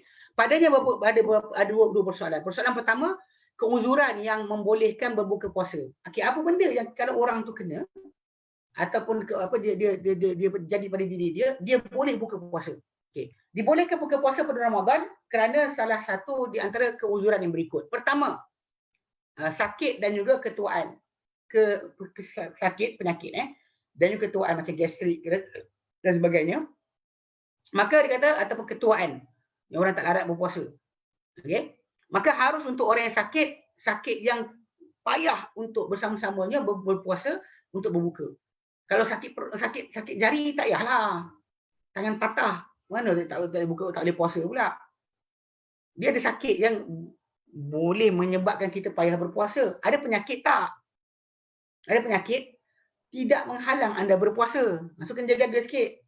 Kalau tak ada kaitan dengan masalah tu, janganlah. Macam kes apa, masalah sakit apa yang kita tak boleh guna air. Sakit yang mengganggu penggunaan air. Macam ni sakit yang mengganggu puasa. Kalau sakit tak ganggu puasa, maka jangan kita buka. Okay? Okey. Contoh macam pening, tidurlah. Kenapa pening pergi buka makan? Makan hilang pening Allah lah. Ada orang kadang pening, kecuali dia makan ubat, Allah lah kan. Tapi kalau dia kata kalau bukan makan ubat, apa nak makan? Okey. Dan maka bila orang tu sembuh, wajib ke atas dia qada. Hari-hari yang dia berbuka puasa tersebut. Ada seorang kawan saya dia kena satu Ramadan, whole Ramadan. Dia kena sakit perut. Kan sampai masuk hospital. Kena masuk ward. Memang sakit sungguhlah. Dia ada orang yang bila buat Ramadan datang macam tu. Dia tak makan, dia biasa makan pagi, dia ada time makan dia. Selepas sekali dia tak makan terus jadi tumbang. Pun ada tak Tapi dia wajib ganti ketika dia lepas dia sembuh, dia wajib ganti puasa yang dia berbuka. Kerana firman Allah Ta'ala dalam Quran surah Al-Baqarah surah 4, puasa ni ayyam ma'dudat. Dia hari-hari yang tertentu. Faman kana minkum maridan aw ala safarin fa iddatun min ayyamin ukhra. Barang siapa yang di kalangan kamu sakit, maka dia berbuka. Atau musafir, dia tahu dia di atas perjalanan lalu dia berbuka. Maka boleh buka, tapi maka iddatun min ayyamin diganti pada hari yang lain. Dan firman Allah Ta'ala dalam surah Al-Baqarah 185, "Man syahida minkum syahra falyasum." Barang siapa menyaksikan kamu akan bulan, maka berpuasalah akan bulan tersebut. Okey, wa man kana maridan, barang siapa yang sakit, aw ala safarin, atau dalam keadaan di atas perjalanan musafir, fa iddatun min ayyamin ukhra, maka diganti pada hari lain.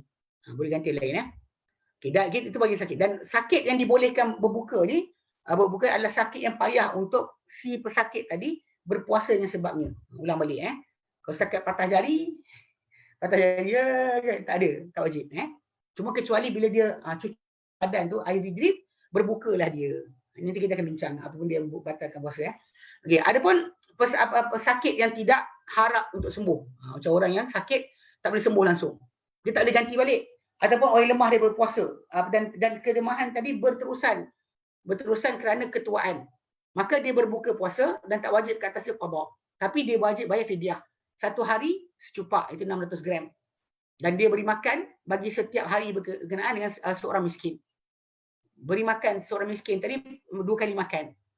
Itu yang kata 600 gram tu, 2 kali makan lah. Makan pagi, makan petang. Ya ada orang makan sekilo sekorang tu ada. Itu gila. Yang maksudkan sekarang ni adalah makan yang sederhana lah. Mana pagi sekali, petang atau pagi malam, ataupun pagi tengah hari atau tengah hari malam. So makan 2 kali makan dan dikira dengan fidyah tadi 600 gram.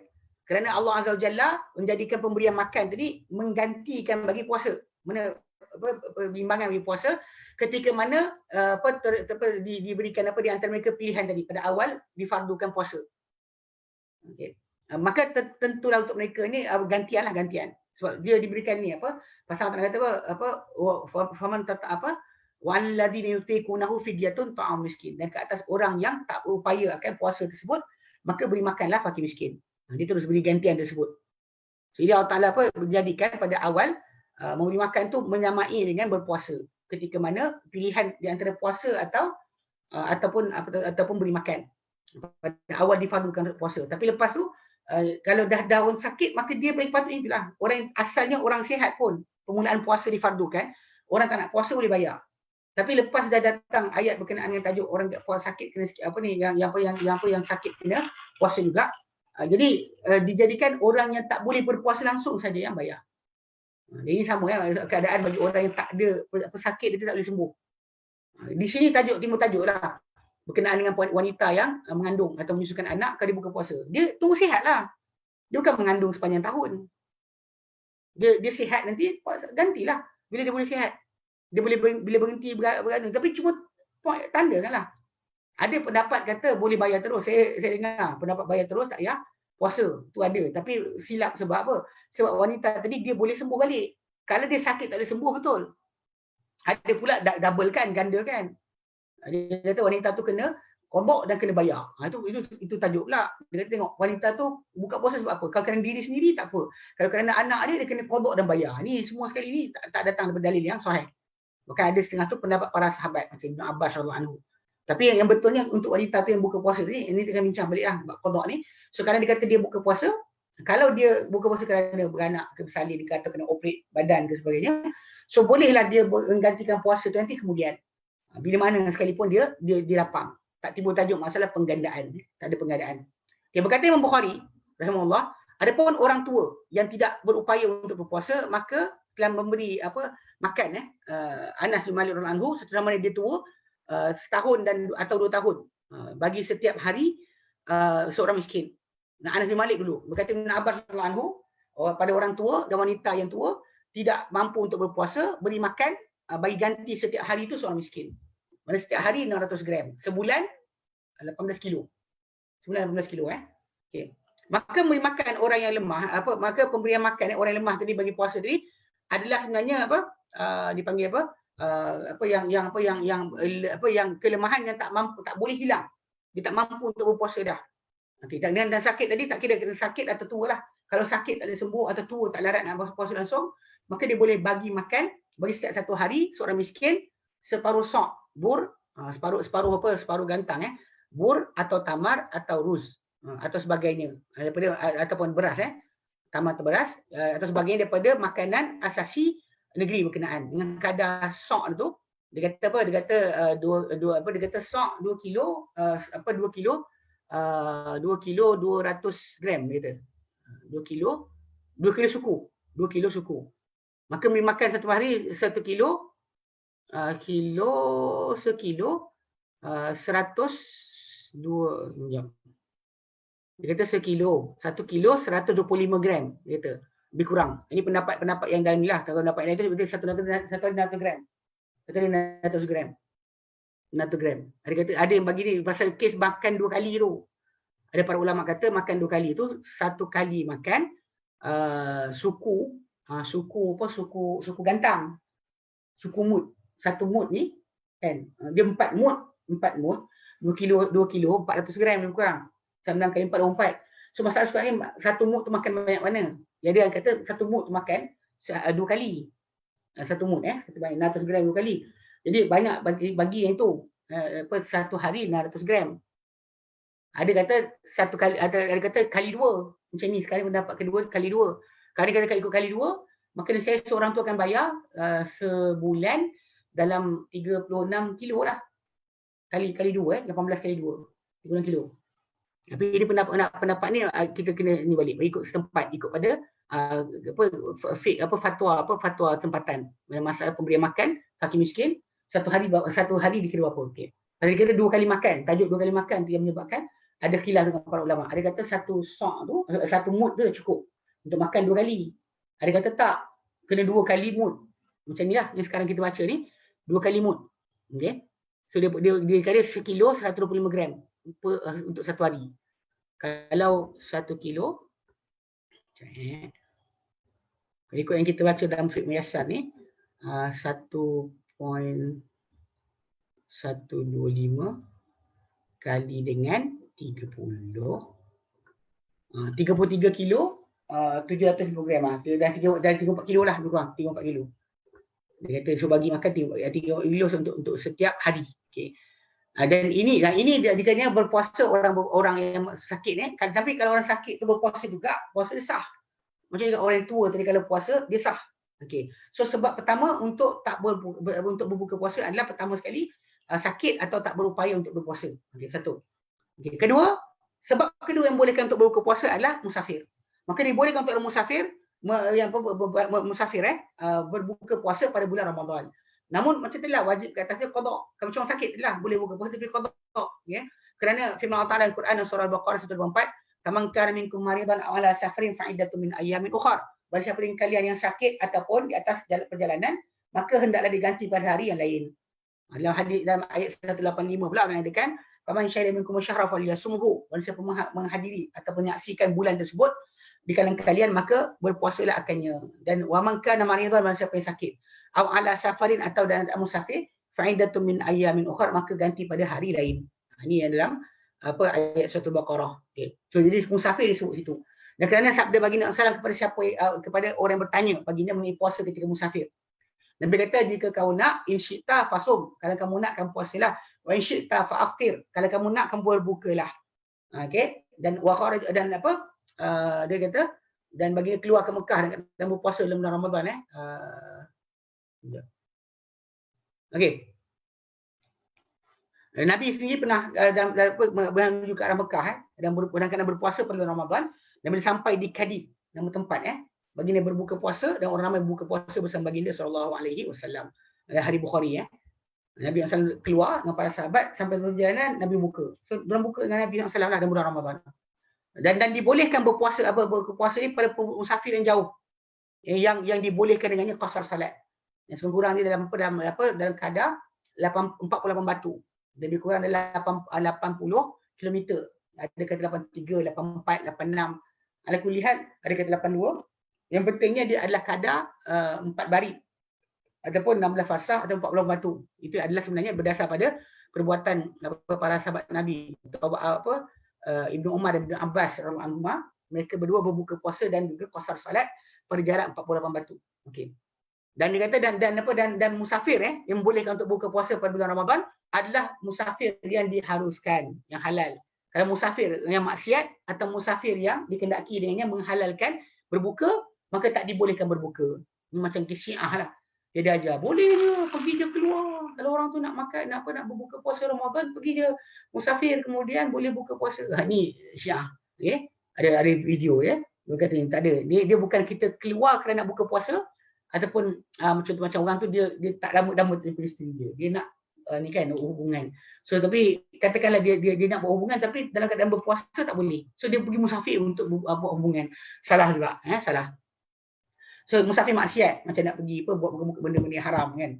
Pergi show ke Thailand ke pergi pergi Hard Rock Cafe nak nyanyi ke. Dengan sebab tu maka tak boleh kan untuk kita kata berbuka puasa kerana rukhsah adalah untuk ibadat, untuk benda yang harus saja. Kerana kata untuk buat maksiat tidak dibenarkan mengambil rukhsah. Okay. Jika seorang musafir itu berpuasa, puasanya adalah sah dan juga cukup untuk dia tak perlu diulang balik kerana hadis Anas bin Malik radhiyallahu anhu dia kata apa? Kami dahulu bermusafir bersama Nabi SAW lalu tidak mengaibkan orang berpuasa akan orang yang berbuka dan tidak mengaibkan orang yang berbuka akan orang yang berpuasa. Tetapi disyaratkan bahawa janganlah menyusahkan ke atas dia puasa tersebut dalam musafir tadi. Kalau benda itu sukar, musafir terjadi susah, payah, pening kepala dan mudaratkan, maka berbuka puasa pada haknya lebih afdal. Kerana mengambil dengan kelonggaran.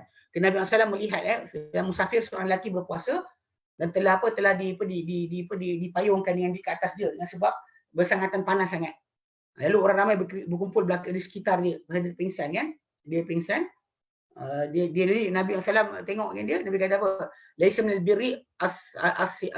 birri asyamu fis safar. Bukan daripada kebaikan berpuasa dalam ketika musafir. Bila keadaan macam tu. So dengan jelas, okey, musafir ni tadi benda yang boleh buka puasa tapi kena ganti balik.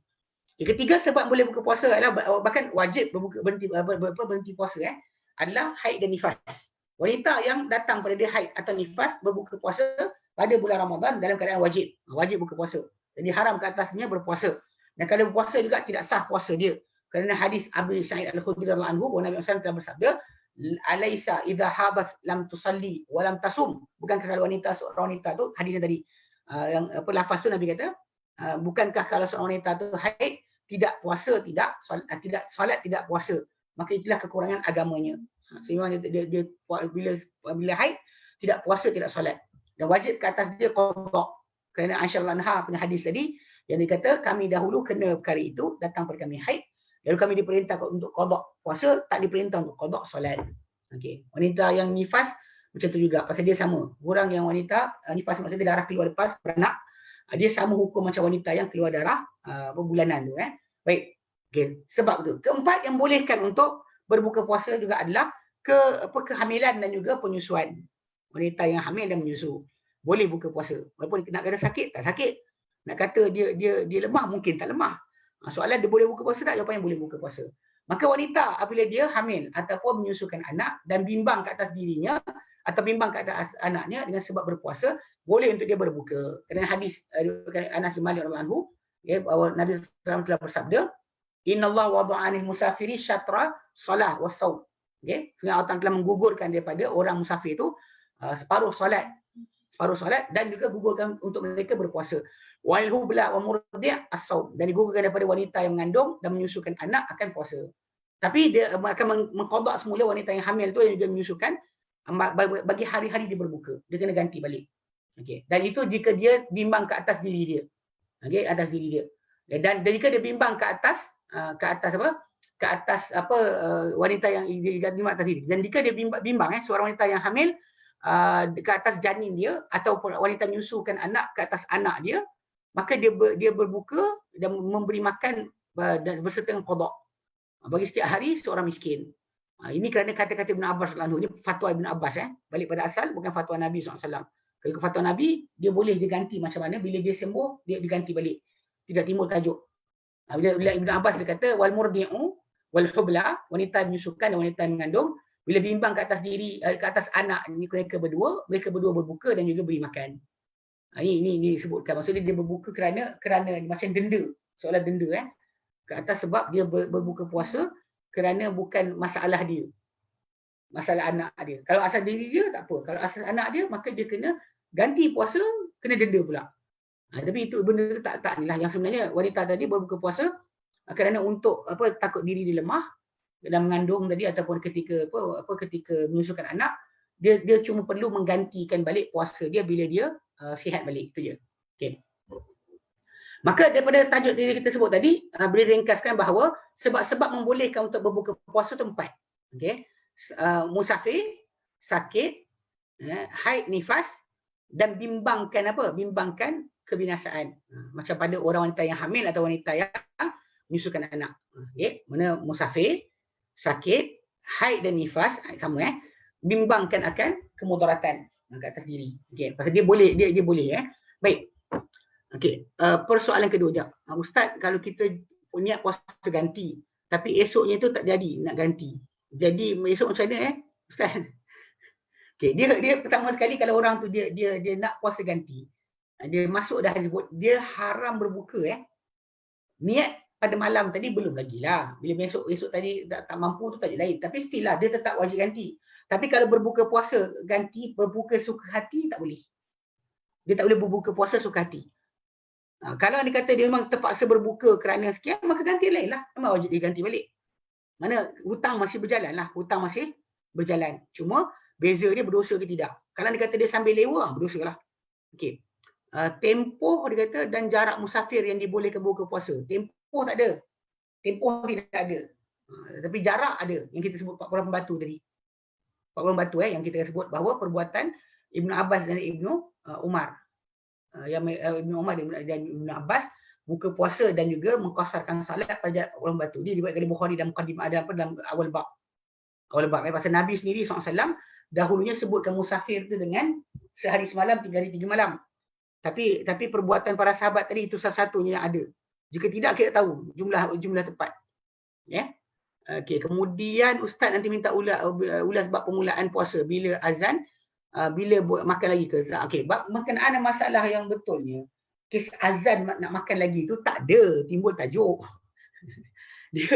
dia bukan mesti kita kata ketika nak lewatkan sungguh kan. Lewatkan sungguh sebab Nabi sebut, Nabi kata apa? Nabi kata inna Bilal yu'adzin bil-lail. Bilal azan waktu malam. Fakulu washrabu. Bilal azan waktu malam. Wa idza adzana Ibnu Ummi Maktum, bila azan saja Ibnu Maktum fa'amsiku. Dia tak suruh makan lagi. Cuma yang kes hadis tu datang, hadis tak kuat pun sebenarnya. Tidaklah kuat untuk dibandingkan dengan hadis yang Nabi kata berhenti makan. Dia kata kalau di tangan dia ada lagi. Betul masalah kalau kena bekas air macam ni. Macam tu. Jadi tunaikan hajat sampai habis. Masalah juga tu.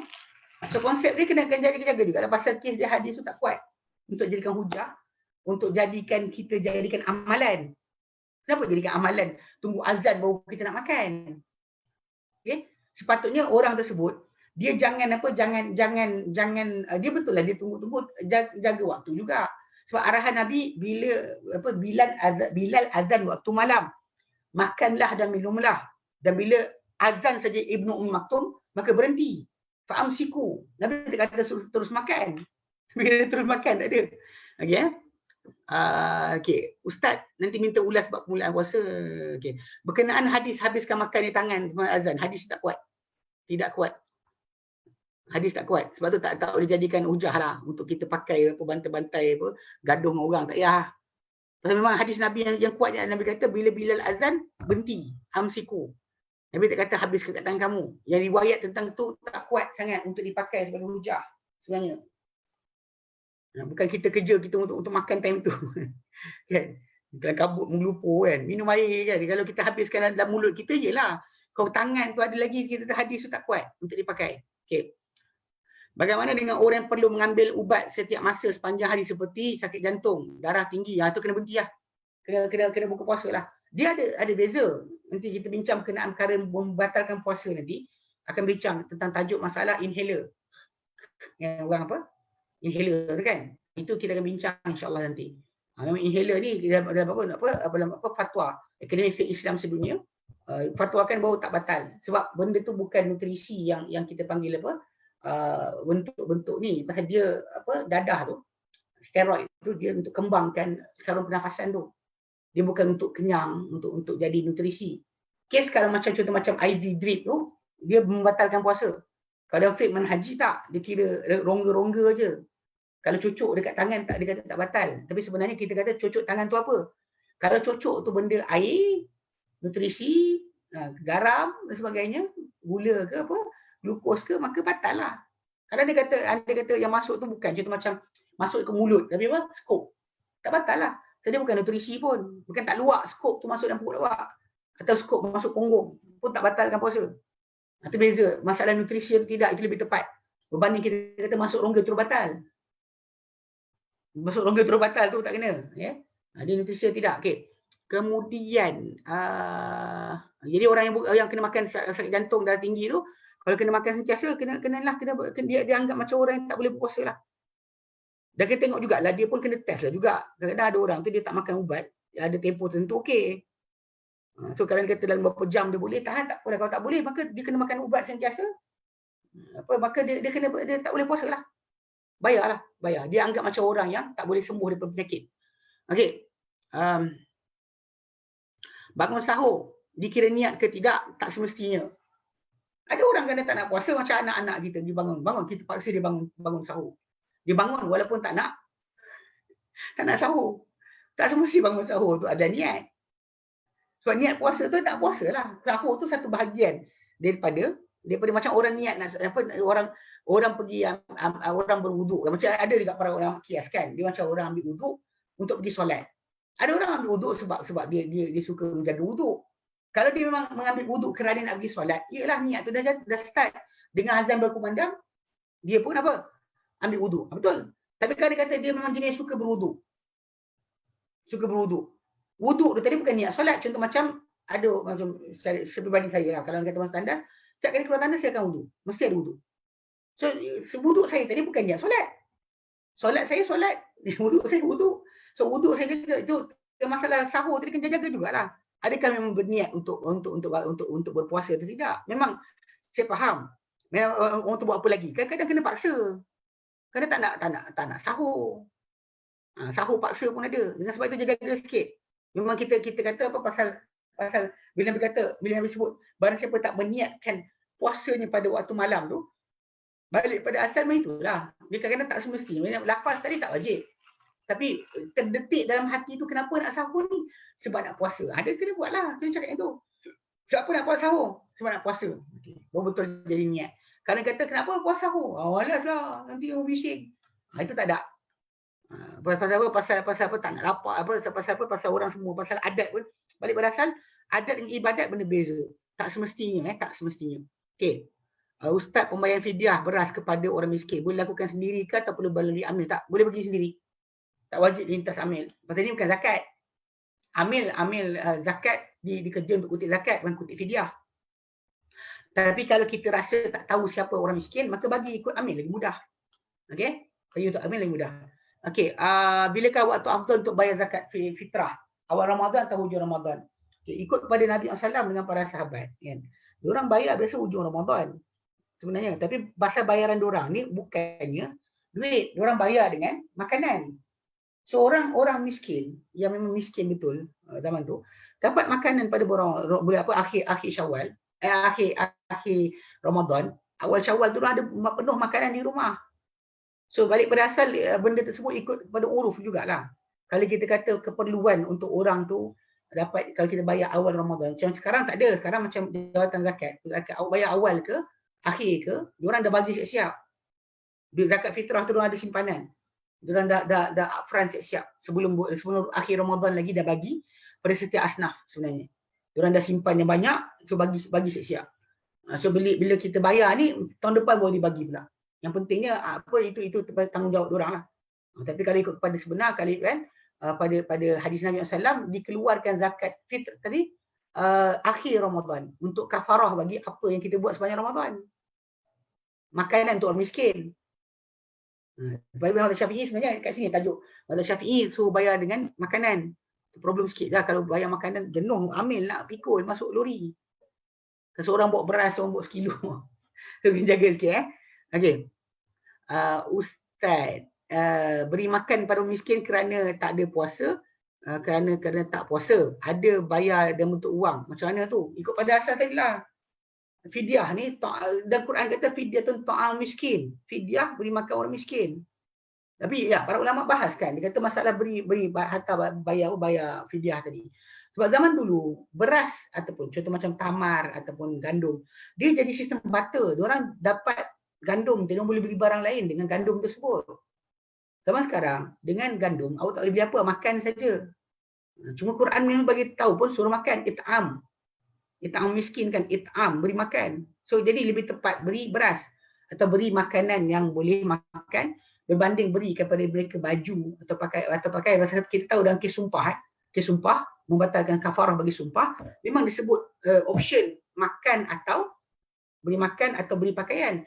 Dalam kes masalah fidyah puasa disuruh beri makan saja. So lebih tepat kita follow beri makan saja. Beri makan saja, jangan beri duit. Bagi duit benda lain tak apalah, tapi untuk fidyah kita tu bayar dengan makanan, lebih tepat, lebih betul berdasar kepada dalil. Masa kita bimbang pasal kadang ada orang pasal ada argument disebut argument tentang tajuk makanan zaman Nabi, tamar, gandum sebagainya adalah juga nilaian duit pada zaman mereka. So zaman kita tak sama. So jadi ada yang kata tak apa bayar duit sebab itu. Tapi pada zahir nas sebenarnya datang tajuk tu, ada perkara datang option macam kes sumpah kita boleh beri makan atau pakaian. Tapi pada kes ini suruh beri makan saja, suruh beri makan dia patut beri makan. Kalau bagi sah jugalah berdasar pada kes masa keperluan. Okay? Baik. Kita berhenti sini. Nanti sambung kemudian insya-Allah. Wallahu alam. So besok insya-Allah kita akan masuk sambung perkara-perkara yang membatalkan puasa. So jadi nanti bila bincang perkara-perkara puasa ni mungkin sebahagian soalan-soalan tadi akan berulang balik. Makan, minum dan sebagainya kan. Jadi iaitu kita bincang insya-Allah. Baik. Wallahu a'lam. Wa sallallahu ala sayyidina Muhammad sallallahu alhamdulillahirabbil alamin. Subhanallah wa bihamdihi asyhadu an la ilaha illa anta astaghfiruka wa atubu ilaik. Assalamualaikum warahmatullahi wabarakatuh.